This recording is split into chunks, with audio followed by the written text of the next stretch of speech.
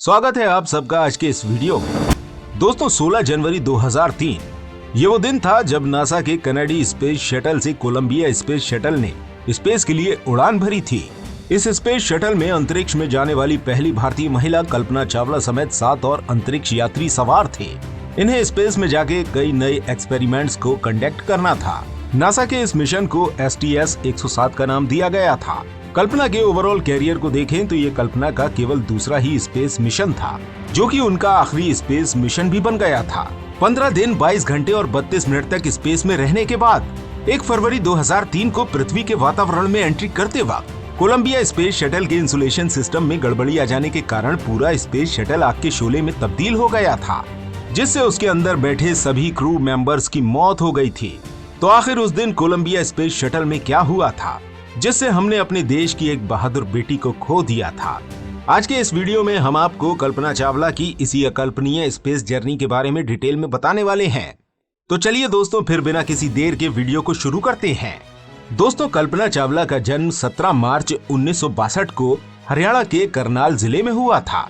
इनके परिवार में इनको मिला के मम्मी पापा के अलावा कुल 4 भाई बहन थे, जिसमें ये सबसे छोटी थी।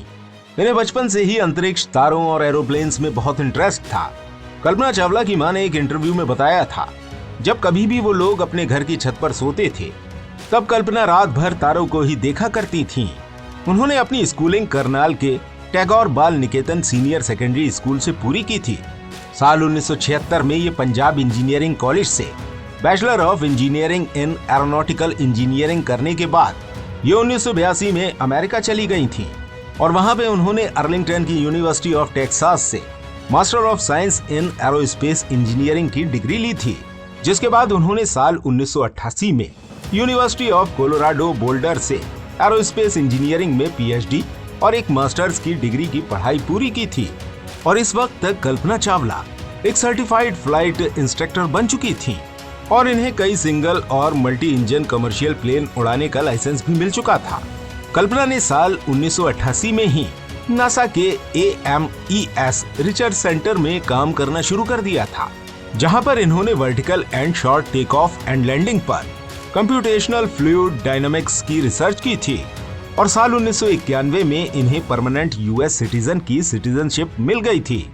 इसके बाद इन्होंने तुरंत नासा एस्ट्रोनॉट कॉर्प्स के लिए अप्लाई किया था और इन्हें मार्च 1995 में इस कॉर्प्स में सिलेक्ट कर लिया गया था, जिसके बाद इन्हें 1997 में इनके पहले स्पेस मिशन के लिए सिलेक्ट किया गया था। इनका पहला स्पेस मिशन 19 नवंबर 1997 को शुरू हुआ था, जब इन्होंने 6 और एस्ट्रोनॉट्स के साथ मिलकर कोलंबिया स्पेस शटल में स्पेस के लिए उड़ान भरी थी। इस मिशन को STS-87 का नाम दिया गया था और इसके साथ ही अंतरिक्ष में जाने वाली पहली भारतीय महिला बन गई थी। अपने फर्स्ट स्पेस मिशन के दौरान उन्होंने पृथ्वी के 252 ऑर्बिट्स पूरे किए थे, जिस दौरान ये 376 घंटों से भी ज्यादा अंतरिक्ष में रही थीं। और इस मिशन के कंप्लीट होने के बाद इन्हें नासा के एस्ट्रोनॉट ऑफिस की एक टेक्निकल पोजीशन पर असाइन कर दिया गया था, जो कि उस समय स्पेस स्टेशन पर काम कर रही थी। इसके बाद साल 2001 में कल्पना चावला को इनके दूसरे या फिर कहें आखिरी मिशन के लिए चुना गया था। किसी को क्या पता था ये मिशन इन सारे एस्ट्रोनॉट्स का आखिरी मिशन होने वाला है। इस मिशन को STS-107 का नाम दिया गया था। इस मिशन को कई बार स्पेस शटल में बराबर आ रही गड़बड़ी के कारण कुल 18 बार रीशेड्यूल किया गया था, जिसमें एक बार कोलंबिया के इंजन के फ्लो लाइनर्स में कई क्रैक भी मिले थे।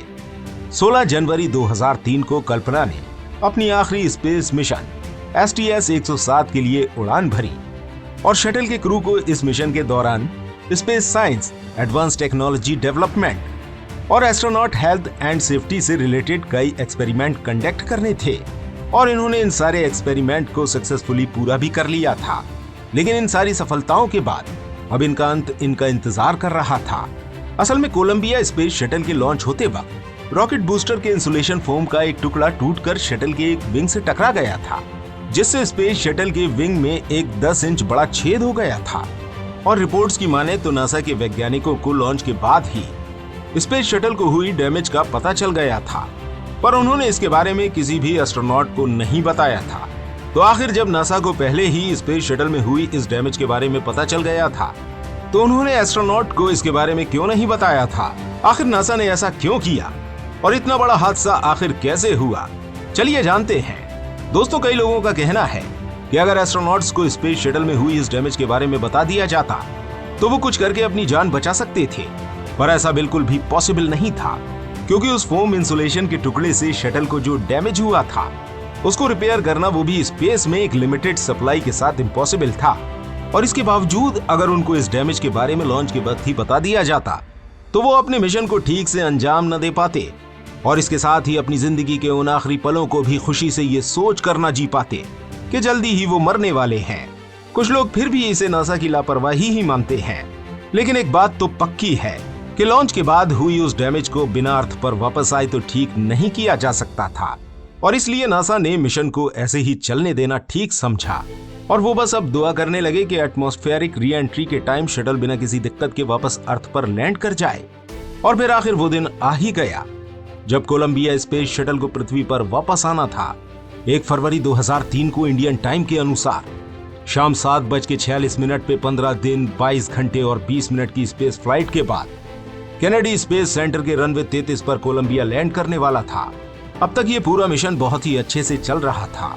जब कोलंबिया स्पेस शटल ने अर्थ के एटमॉस्फेयर में री एंट्री करना शुरू किया, तभी शटल के विंग में हुए उस छेद से गर्म एटमॉस्फेरिक गैसेस शटल के अंदर आने लगी थी, जिससे शटल का टेम्परेचर लगातार बहुत तेजी से बढ़ता चला जा रहा था और इन गैसेस ने शटल के इंटरनल विंग स्ट्रक्चर को पूरी तरह बर्बाद कर दिया था और लगभग 7:30 बजे के करीब तक स्पेस शटल का थर्मल सेंसर काम करना बंद कर चुका था और इसके अंदर गर्मी इतनी बढ़ गई थी कि अब तक कम ऑक्सीजन और बहुत ज्यादा गर्मी की वजह से अंदर बैठे सभी एस्ट्रोनॉट बेहोश हो गए थे और अगले ही मिनट स्पेस शटल के स्ट्रक्चर पे पड़ रहे बहुत ज्यादा प्रेशर की वजह से कोलंबिया स्पेस शटल कई टुकड़ों में टूटकर आग का एक गोला बन गया था, जिसमें सभी एस्ट्रोनॉट्स की मौत हो गई थी।